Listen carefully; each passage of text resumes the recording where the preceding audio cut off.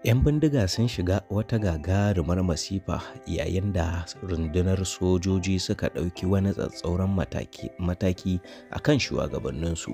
Amma kafin kawo muku cikakken yadda rahoton yake jama'a don Allah ku daure ku danna mana alamar liking akan bidiyon nan. In wannan ne farkon zuwanku wannan tasha ta mu mai albarka don Allah ku daure ku danna mana alamar subscribing kana ku danna ƙararrawa sannan ku kasance zuwa ƙarshen gajeren bidiyon nan domin tabbatar da hakikanin yadda rahoton yake. Da dumi-duminsa sojoji sun cafke hatsabiban shugabannin 'yan bindiga an kuma saki sunayen miyagun. Dakarun rundunar sojojin Najeriya sun samu gagarumar nasara wajen kama kasurguman 'yan bindiga a ƙasar nan. Daraktan yaɗa labarai wato na rundunar sojojin Manjo Janar Buba ne ya tabbatar da hakan, ya tabbatar da kama manyan 'yan ta'addan a arewacin Najeriya. Ya ce an kama shugabannin 'yan ta'addan ne guda biyu da suka hada da Hamisu Sale da kuma Abubakar Muhammad.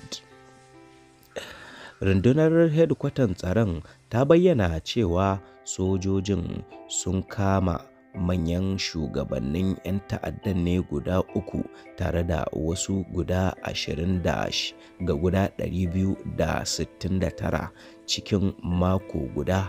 A cikin waɗannan adadi an kashe 'yan ta'adda 212 a cikin wannan lokaci kawai, a lokacin da dakarun ke yaƙi da ta'addanci a faɗin ƙasar nan.